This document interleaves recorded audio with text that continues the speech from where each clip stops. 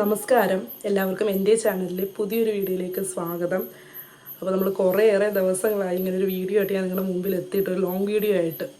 അപ്പോൾ അതിൻ്റേതായിട്ടുള്ള കാരണങ്ങളും ഉണ്ട്, നിങ്ങൾക്കറിയാമല്ലോ. ഞാനിപ്പം ഇടുക്കി ജില്ലയിലെ ചെറുതോണി ബ്രാഞ്ചിലെ അസിസ്റ്റൻറ്റ് മാനേജറായിട്ട് വർക്ക് ചെയ്തുകൊണ്ടിരിക്കുകയാണ്. അപ്പോൾ അതിൻ്റേതായിട്ടുള്ള തിരക്കുകളും പിന്നെ ഞങ്ങൾ കൊല്ലത്ത് നിന്ന് ഇടുക്കിയിലേക്ക് ഷിഫ്റ്റ് ചെയ്തു. ഇവിടെ ഒരു വീടിൻ്റെ അപ്സ്റ്റെയർ എടുത്തിട്ട് ഞാനും ഏട്ടനും മോനും കൂടെ ഇങ്ങോട്ട് ഷിഫ്റ്റ് ചെയ്തിട്ടുണ്ട്. അപ്പം മോന് ഇവിടുത്തെ ക്ലൈമറ്റ് നിങ്ങൾക്ക് ഊഹിക്കാമല്ലോ, ഭയങ്കര തണുപ്പുള്ളൊരു ക്ലൈമറ്റാണ്. മോന് ആ ക്ലൈമറ്റുമായിട്ട് അങ്ങോട്ട് പൊരുത്തപ്പെടാൻ പറ്റുന്നില്ലെങ്കിലും വേറെ ഓപ്ഷൻ ഇല്ലാത്തതുകൊണ്ട് ഞങ്ങൾക്ക് ഇങ്ങോട്ട് ഷിഫ്റ്റ് ചെയ്യേണ്ടി വന്നു. അപ്പോൾ അങ്ങനെ പൊയ്ക്കൊണ്ടിരിക്കുകയാണ്. അപ്പം അപ്പം ഞാൻ മെയിനായിട്ട് ഇന്ന് ഈ ഒരു വീഡിയോ ചെയ്യുന്നത് secretariat assistant exam interview, secretariat അസിസ്റ്റൻറ്റിൻ്റെ പോസ്റ്റിൻ്റെ ഇൻ്റർവ്യൂവിനെ പറ്റിയിട്ട് സംസാരിക്കാനാണ്. അപ്പോൾ എൻ്റെ ഇൻ്റർവ്യൂ ഈ കഴിഞ്ഞ 26-ാം തീയതി കേരള PSCയുടെ ഹെഡ് ഓഫീസിൽ വെച്ചിട്ടാണ് ട്രിവാൻഡ്രം. ഞാൻ പോയിട്ടുണ്ടായിരുന്നു. ഞാൻ പോവോ ഇല്ലയോ എന്നുള്ള കാര്യം എനിക്ക് തന്നെ വളരെ ഡൗട്ടായിട്ട് നിൽക്കുമായിരുന്നു. കാരണമെന്ന് വെച്ച് കഴിഞ്ഞാൽ ഞാൻ ഈഴവ സപ്ലൈ ലിസ്റ്റിലാണുള്ളത്. അപ്പം പോയിട്ടും വലിയ കാര്യമൊന്നുമില്ല. ഇനി ഇൻ്റർവ്യൂവിന് എത്ര മാർക്ക് മേടിച്ചാലും സപ്ലൈ ലിസ്റ്റിലേക്ക് കിടക്കത്തുള്ളൂ, അത് മെയിൻ ലിസ്റ്റോട്ട് പോകത്തില്ല, ഒന്നാമത്തെ കാര്യം. പിന്നെ ഈഴവ സപ്ലൈ ലിസ്റ്റാണ്, ഒരു മൂവ്മെൻറ്റും പ്രതീക്ഷിക്കേണ്ട ഈഴവ സപ്ലൈയിൽ, കാരണം മെയിൻ ലിസ്റ്റിൽ തന്നെ ഇഷ്ടംപോലെ ഈഴവ കിടപ്പുണ്ട്. അപ്പം സപ്ലൈ നമുക്ക് ഒട്ടും ഹോപ്പ് വയ്ക്കാൻ പറ്റത്തില്ല. എന്നിരുന്നാലും ഒരവസരം കിട്ടിയതാണ്. കിട്ടിയ അവസരങ്ങളൊന്നും ഒരു അവസരം കിട്ടിക്കഴിയുമ്പോൾ ഈവൻ ഒരു പരീക്ഷ എഴുതാൻ ഒരു അവസരം കിട്ടിയാൽ പോലും അത് പാഴാക്കി വിടുമ്പോൾ എനിക്ക് ഭയങ്കര വിഷമമാണ്. അതുകൊണ്ടുള്ള പ്രയോജനവും കിട്ടുന്നതും കിട്ടാത്തതും എല്ലാം രണ്ടാമത്തെ കാര്യം എനിക്ക്. പക്ഷേ ഏതെങ്കിലും ഒരു അവസരം കിട്ടിക്കഴിഞ്ഞാൽ അത് പ്രയോജനപ്പെടുത്തണമെന്നുള്ള കാര്യം എനിക്ക് ഭയങ്കര നിർബന്ധമുള്ള കാര്യമാണ്. അതുകൊണ്ട് ഞാൻ കുറച്ച് റിസ്ക് എടുത്തിട്ടാണെങ്കിലും പോയി. കാരണം ഇടുക്കിയിൽ നിന്ന് വേണമായിരുന്നു പോകേണ്ടത്. അപ്പം ലീവ് എടുത്ത് പോയി. 26-ാം തീയതി പോയി. രാവിലെ ആയിരുന്നു, എനിക്ക് 7:30-ക്കായിരുന്നു റിപ്പോർട്ടിങ്. അവിടെ വെച്ച് നമ്മുടെ എന്നെ അറിയാവുന്ന കുറേ പേരോട് സംസാരിച്ചു. ഭയങ്കര സന്തോഷമായിരുന്നു, കുറേ പേര് സംസാരിച്ചു. പിന്നെ ഇൻ്റർവ്യൂവിനെ പറ്റി പറയാനാണെങ്കിൽ ഞാൻ എൻ്റെ അസിസ്റ്റൻറ്റ് മാനേജറുടെ ഇൻ്റർവ്യൂ കഴിഞ്ഞ സമയത്തും ഇതുപോലൊരു വീഡിയോ ചെയ്തിട്ടുണ്ടായിരുന്നു എന്ന് എൻ്റെ ഓർമ്മ. ചെയ്തിട്ടുണ്ട്. അപ്പം ഞാൻ അതിൽ പറഞ്ഞിട്ടുണ്ടായിരുന്നു എനിക്ക് കിട്ടിയ നല്ലൊരു ഫ്രണ്ട്ലി ബോർഡായിരുന്നു, 3 മെമ്പർ ബോർഡായിരുന്നു. അതേപോലെ ഒരു 3 മെമ്പർ ബോർഡ്, ഫ്രണ്ട്ലി ആയിട്ടൊരു ബോർഡായിരുന്നു.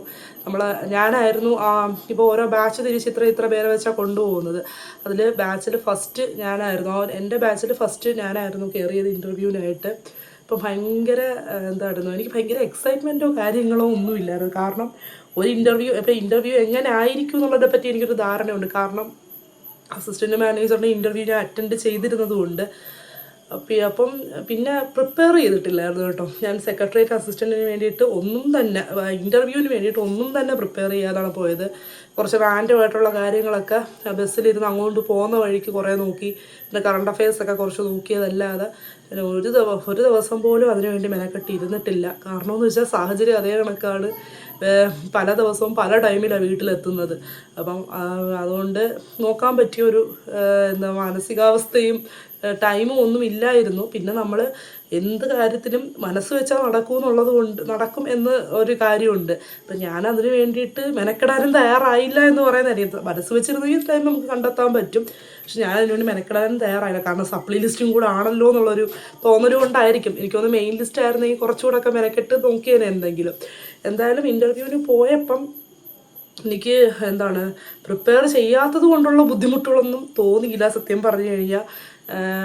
ഫസ്റ്റ് തന്നെ ബോർഡ് എൻ്റെ അടുത്ത് അസിസ്റ്റൻറ്റ് മാനേജറാണല്ലോ കേരള ബാങ്കിൽ, എന്തുകൊണ്ടാണ് ഇങ്ങനൊരു പോസ്റ്റ് വന്നതെന്നൊക്കെ ചോദിച്ചു. പിന്നെ ഒരുപാട് ട്രിക്കി ക്വസ്റ്റ്യൻസ് ഒന്നും ഇല്ലായിരുന്നു എന്നാണ് എൻ്റെ ഓർമ്മ. പെട്ടെന്ന് കുറേ കോൺസ്റ്റിറ്റ്യൂഷൻ്റെ ബേസിക് സ്ട്രക്ചറെ പറ്റി ചോദിച്ചിട്ടുണ്ടായിരുന്നു. പിന്നെ ഞാൻ ഈ ബാങ്കിങ് ഫീൽഡ് ആയതുകൊണ്ട് എൻ്റെ അടുത്ത് ഓഡിറ്റിനെ പറ്റിയിട്ടും ഓഡിറ്റ് ഒബ്ജക്ഷൻ എന്താണ്, പിന്നെ വേറൊരു ടേം കൂടെ ഉണ്ട്, അതെനിക്ക് പെട്ടെന്ന് കിട്ടുന്നില്ല. ഓഡിറ്റ് ഒബ്ജക്ഷനും ഓഡിറ്റ് കംപ്ലൈൻറ്റും ആണെന്ന് തോന്നുന്നു. അത് തമ്മിലുള്ള ഡിഫറൻസ് എന്താണെന്ന് ചോദിച്ചു. ചിലതൊന്നും എനിക്ക് കിട്ടിയില്ല. പിന്നെ എന്തൊക്കെയോ പറഞ്ഞ് ഒപ്പിച്ചു. പിന്നെ വേറെ എന്തൊക്കെയോ ചോദിച്ചു. കോൺസ്റ്റിറ്റ്യൂഷൻ്റെ സ്ട്രക്ചർ സത്യം പറഞ്ഞാൽ ഓർമ്മ വരുന്നില്ല കേട്ടോ. ബാങ്കിങ് ഫീൽഡ് ആയതുകൊണ്ടായിരിക്കും ഈ ഓഡിറ്റിനെ പറ്റിയിട്ടുള്ള ക്വസ്റ്റ്യൻസ് എന്നോട് ചോദിച്ചത്. അത് സാർ പറഞ്ഞു അതുകൊണ്ടാണ് ചോദിച്ചതും പറഞ്ഞു. പിന്നെ സത്യം പറഞ്ഞു കഴിഞ്ഞാൽ ഓർമ്മ വരുന്നില്ല. ഈ 2 ക്വസ്റ്റ്യനാണ് എൻ്റെ മനസ്സിലോട്ട് ഇപ്പം കയറി വന്നത്. പിന്നെ എൻ്റെ വിജിലൻസിലാണ് കിട്ടുന്നതെങ്കിൽ എന്തോ പോകുമെന്ന് ചോദിച്ചു. അതായത് ഇപ്പോൾ അസിസ്റ്റൻ്റായിട്ട് ഈ ജസ്റ്റ് ചെയ്ത് വിജിലൻസിലോട്ടാണ് അഡ്വൈസ് വരുന്നതെങ്കിൽ പോകുമെന്ന് ചോദിച്ചു. കാരണം എന്ന് വെച്ചാൽ വിജിലൻസിൽ പ്രൊമോഷൻ പോസിബിലിറ്റി കുറവാണ്. ചിലപ്പോൾ അസിസ്റ്റൻ്റായിട്ട് കയറുന്ന ആളെ അസിസ്റ്റൻ്റായിട്ട് തന്നെ റിട്ടയർ ചെയ്യേണ്ടി വരും. അപ്പോൾ അങ്ങനെയാണെങ്കിൽ പോകുമെന്നൊക്കെ എൻ്റെ അടുത്ത് ചോദിച്ചു. അപ്പം ഞാൻ പറഞ്ഞ ഉത്തരവെന്ന് വെച്ച് കഴിഞ്ഞാൽ പോകുന്നതും പോകാത്തതും ഒക്കെ രണ്ടാമത്തെ കാര്യമാണ് സാർ. എനിക്ക് കിട്ടിയ ഓപ്പർച്യൂണിറ്റി, ഞാൻ നിങ്ങളുടെ ഇപ്പോൾ ഈ വീഡിയോയുടെ ആദ്യം പറഞ്ഞ പോലെ അല്ല, എനിക്ക് കിട്ടിയ ഓപ്പർച്യൂണിറ്റി യൂട്ടിലൈസ് ചെയ്യുക, എനിക്കൊരു അവസരം കിട്ടുമ്പം അത് മാക്സിമം യൂട്ടിലൈസ് ചെയ്യുക എന്നുള്ളൊരു പോളിസി എനിക്കുണ്ട്. അതുകൊണ്ട് അത് ചൂസ് ചെയ്യാത്തതും ചൂസ് ചെയ്യുമെന്നും പറഞ്ഞില്ല, ചൂസ് ചെയ്യത്തില്ലെന്നും പറഞ്ഞില്ല. രണ്ടാമത്തെ കാര്യം എന്ന് ഞാൻ പറഞ്ഞു. പിന്നെ എന്തൊക്കെയോ റാൻഡമായിട്ടുള്ള ക്വസ്റ്റ്യൻസ്, അങ്ങനെ വളരെയേറെ എന്നെ ബുദ്ധിമുട്ടിക്കുന്ന ക്വസ്റ്റ്യൻസ് ഒന്നും അവർ ചോദിച്ചില്ല സത്യം പറഞ്ഞു കഴിഞ്ഞാൽ. പിന്നെന്താണ്, ഇത്രയൊക്കെ ഉള്ളൂ. എനിക്കൊരു 5 മിനിറ്റ് താഴെയൊക്കെ എൻ്റെ അടുത്ത് എടുത്തോളൂ. ബാക്കിയുള്ളവരുടെ എങ്ങനെയാണെന്ന് അറിഞ്ഞുകൂടാ. കാരണം ഞാൻ ആദ്യം തന്നെ ഇറങ്ങി പോരുന്നതുകൊണ്ട് ബാക്കിയുള്ളവരുടെ എത്ര ടൈം എടുത്തു എന്ന് ചോദിച്ചാൽ എനിക്ക് അറിയത്തില്ല. കാരണം ഇൻ്റർവ്യൂ കഴിഞ്ഞ് കഴിഞ്ഞാൽ പിന്നെ നമുക്ക് അവിടെ നിൽക്കാൻ പറ്റത്തില്ല, അപ്പോഴേ പോകണമായിരുന്നു. അപ്പം വളരെ ഫ്രീ മൈൻഡായിട്ട് പോവുക. കാരണം എന്ന് വെച്ചാൽ ഞാൻ പറഞ്ഞല്ലോ, ഞാൻ പ്രിപ്പയർ ചെയ്തിട്ടില്ലായിരുന്നു. അപ്പം എനിക്ക് വലിയ ടെൻഷനോ കാര്യങ്ങളോ ഒന്നും സത്യം പറഞ്ഞു കഴിഞ്ഞാൽ എനിക്ക് ടെൻഷൻ ഇല്ലായിരുന്നു, ടെൻഷൻ ഫ്രീ ആയിരുന്നു ഞാൻ. പക്ഷെ ഞാൻ പ്രിപ്പയർ ചെയ്തില്ലല്ലോ എന്നുള്ളൊരു റിഗ്രറ്റും ഉണ്ട്, എന്നാൽ ടെൻഷനും ഇല്ല. ആ ഒരു ലെവലിലാണ് ഞാൻ ഇൻ്റർവ്യൂവിന് പോയത്. അപ്പോൾ ഇൻ്റർവ്യൂവിനൊക്കെ നന്നായിട്ട് പ്രിപ്പയർ ചെയ്യുന്നവർക്കൊക്കെ നന്നായിട്ട് പെർഫോം ചെയ്യാൻ പറ്റുന്ന രീതിയിലുള്ള ക്വസ്റ്റ്യൻസൊക്കെ അവർ ചോദിക്കത്തുള്ളൂ. കാരണം അത്രത്തോളം നമ്മൾ പേടിക്കേണ്ടതായിട്ടൊന്നുമില്ല. എനിക്ക് അറിഞ്ഞുകൂടെ എന്ന് വരെ ഡേറ്റ് ഉണ്ടെന്നോ അതോ അസിസ്റ്റൻറ്റിന് ഇൻ്റർവ്യൂ ഡേറ്റ് ലാസ്റ്റ് കഴിഞ്ഞോ എന്നൊന്നും എനിക്ക് അറിയത്തില്ല. കാരണം ഇപ്പോൾ ഫോളോ അപ്പ് ഒന്നും ചെയ്യാൻ പറ്റുന്നില്ല കൂടുതൽ കാര്യങ്ങൾ.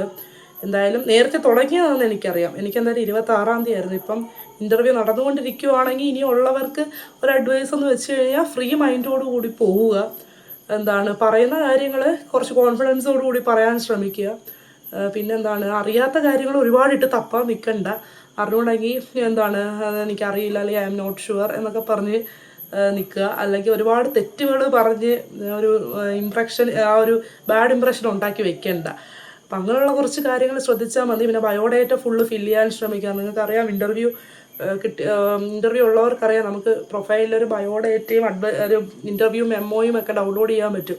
അതിൽ ആ ബയോഡേറ്റയിൽ ഫുൾ എല്ലാ കോളവും ഫില്ല് ചെയ്ത് വിടുക. ഒരു കോളം പോലും ഫില്ല് ചെയ്യാതിടരുത്. എന്തെങ്കിലും നമുക്ക് ഇല്ലാത്തതാണെങ്കിൽ ഇല്ലെന്ന് എഴുതിയെങ്കിലും വിടുക, ഒന്നും ഫില്ല് ചെയ്യാതിട്ടേക്കരുത്. അങ്ങനെയൊക്കെ ഉണ്ട്. പിന്നെ നമ്മൾ പോകുമ്പം എന്തൊക്കെയാണ്, ആധാറിൻ്റെ ഒറിജിനൽ, അതേപോലെ തന്നെ അഡ്വൈസ് മെമ്മോ, OTV നമ്മുടെ പ്രൊഫൈലിൽ നിന്ന് കിട്ടുന്ന OTV ഉണ്ടല്ലോ, OTV, അതേപോലെ അഡ്വൈസ് മെമ്മോ, OTV, ബയോഡേറ്റ, ഇത്രയും കൊണ്ടുപോകണം. ആധാറും കൊണ്ടുപോകണം. ഇത്രയൊക്കെ ഉള്ളൂ. വേറെ പ്രത്യേകിച്ചായിട്ടുള്ള കാര്യങ്ങളൊന്നും ഇല്ല. അപ്പം ഇനി ഇൻ്റർവ്യൂ ഉണ്ടോ എന്ന് എനിക്കറിയില്ല. ആർക്കെങ്കിലും ഉണ്ടെങ്കിൽ നല്ല കോൺഫിഡൻറ്റോടുകൂടി പോവുക. വേറെ പേടിക്കാനായിട്ട് കാര്യങ്ങളൊന്നും ഇല്ല എൻ്റെ അഭിപ്രായത്തിൽ. പിന്നെ എനിക്ക് നിയമന പ്രതീക്ഷയൊന്നും ഈ ലിസ്റ്റ് ചെയ്യുന്നില്ല. ഇപ്പം ഇനിയും നിയമനം പ്രതീക്ഷിക്കണോ? ഇപ്പോൾ ഒരു നല്ല ജോലിയിലല്ലേ ഇരിക്കുന്നതെന്ന് ചോദിച്ചു കഴിഞ്ഞാൽ നമുക്ക് ഒരുപാട് ഇപ്പം ഒരു ലിസ്റ്റിൽ വരുന്നവർ തന്നെ ഇപ്പം ഓരോ ലിസ്റ്റിൽ വരുന്നവർക്കറിയാം, ഡിലീഷൻ എടുക്കാൻ പോകുമ്പോൾ വേറെ ജോലിയിൽ ഇരിക്കുന്നവരടുത്താണ് ഡിലീഷൻ ചോദിച്ചുകൊണ്ട് വിളിക്കുന്നത്. ചിലപ്പോൾ അവർ ഡിലീഷൻ തരത്തില്ല. കാരണം ചിലപ്പോൾ അവർക്ക് ആ ഇരിക്കുന്ന ജോലിയിൽ എന്തെങ്കിലും കംഫർട്ടബിൾ ഇല്ലാതിരിക്കുകയോ അല്ലെങ്കിൽ വേറെ അതിൻ്റെ അപ്പോയിൻമെൻറ്റ് എവിടെ കിട്ടുന്നെന്ന് നോക്കുകയൊക്കെ ചെയ്യുന്നവരാണ് മിക്കവാറും ഡിലീഷൻ തരാത്തവർ. അപ്പം കൂടുതൽ നല്ല ഓപ്പർച്യൂണിറ്റികൾ, അതായത് നമുക്കിനിപ്പം അറിഞ്ഞല്ലോ പെൻഷൻ പ്രായം പരീക്ഷ എഴുതാനുള്ള ഏജ് വരെ കൂട്ടിയിട്ടുണ്ട്. അപ്പം ഏജ് വരെ കൂട്ടിയെന്ന് പറഞ്ഞാൽ ഒരു ഇതാക്കിയിരിക്കണം. പക്ഷേ ഈ ലാസ്റ്റ് കോവിഡ് സമയത്തൊക്കെ അവസരം നഷ്ടപ്പെട്ട കുറേ പേരുണ്ട്, ആ സമയത്ത് പരീക്ഷ നടക്കാതിരുന്നത് കൊണ്ട്. അപ്പം അതിൻ്റെയൊക്കെ ഒരു കോമ്പൻസേറ്റ് ചെയ്യുന്ന രീതിയിൽ കുറച്ച് വർഷവും കൂടെ അധികം കിട്ടിയിട്ടുണ്ട്. അപ്പം മാക്സിമം യൂട്ടിലൈസ് ചെയ്യുക. നമുക്ക് ഫേവറായിട്ടുള്ള കുറേ കാര്യങ്ങൾ നടക്കുന്നുണ്ട്. പിന്നെ ഡിഗ്രി പ്രിലിംസ് കുറേ പോസ്റ്റിന് വന്നിട്ടുണ്ടല്ലേ. ഡിഗ്രി പ്രിലിംസ് ഞാൻ എല്ലാത്തിനും കൺഫർമേഷൻ കൊടുത്തിട്ടുണ്ട്. ഇനി കൊല്ലത്ത് വെച്ചായിരിക്കും എക്സാം. ഇടുക്കിയിൽ നിന്ന് ഇനി കൊല്ലം പോകേണ്ടി വരും എക്സാം എഴുതാനായിട്ട്. അങ്ങനെ ഒരു ടെൻഷനേ ഉള്ളൂ. ലീവ് കിട്ടുന്ന ആ ഒരു കാര്യത്തിലേ ഉള്ളൂ ടെൻഷൻ. ഇപ്പോൾ പഠിക്കണമെന്ന് ആത്മാർത്ഥമായിട്ട് ഭയങ്കര ആഗ്രഹമാണ്. പക്ഷെ സാഹചര്യം അങ്ങോട്ട് അനുവദിക്കുന്നില്ല. പക്ഷെ പണ്ടും ഇങ്ങനെ തന്നെ ആയിരുന്നു. ഇപ്പം ജോലി എന്ന് പറയുന്നൊരു കാരണം ഉണ്ടെങ്കിൽ പണ്ട് മോൻ കുഞ്ഞായിരുന്നു, ആ സമയത്ത് ഞാൻ പഠിച്ചില്ലേ.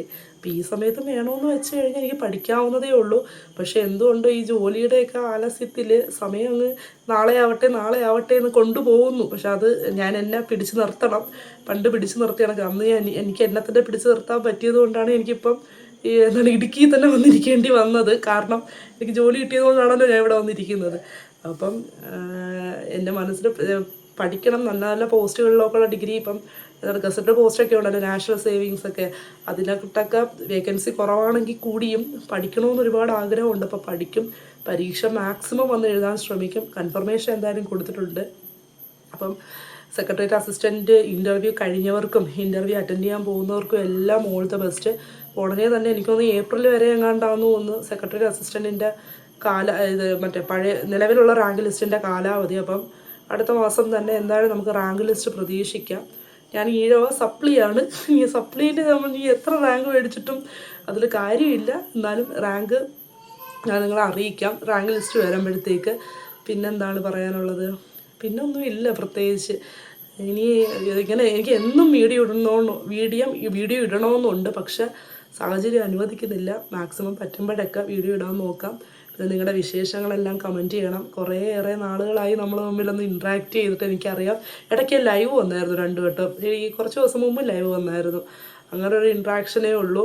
അപ്പം എന്താണ്, എല്ലാവർക്കും സുഖമെന്ന് വിശ്വസിക്കുന്നു. അപ്പം നല്ലൊരു ടൈമാണ് പഠിക്കാൻ പറ്റിയ. എല്ലാവരും ഈ ടൈം നന്നായിട്ട് യൂട്ടിലൈസ് ചെയ്ത് നന്നായിട്ട് പഠിക്കുക. അപ്പം എന്തിനും ഏതിനും സപ്പോർട്ടായിട്ട് ഞാനിപ്പോൾ ടെലഗ്രാമിൽ ഒക്കെ എനിക്ക് മെസ്സേജ് അയക്കുന്നവർക്ക് കുറേ പേർക്കും ഞാൻ കാണുന്നവർക്കൊക്കെ റിപ്ലൈ കൊടുക്കാൻ ശ്രമിക്കാറുണ്ട്.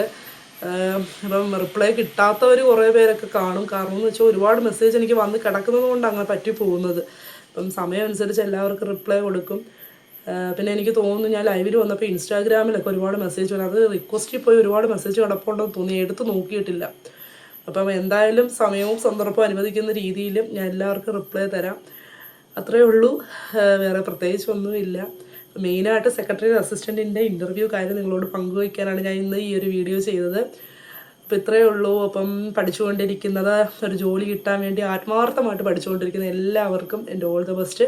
അടുത്ത വീഡിയോയുമായിട്ട് എത്രയും പെട്ടെന്ന് കാണാൻ പറ്റട്ടെ എന്ന് തന്നെ ഞാൻ ആഗ്രഹിക്കുന്നു. ഇത്രയേ ഉള്ളൂ. അടുത്ത വീഡിയോ ആയിട്ട് നമുക്ക് എത്രയും പെട്ടെന്ന് കാണാം കേട്ടോ. Bye bye.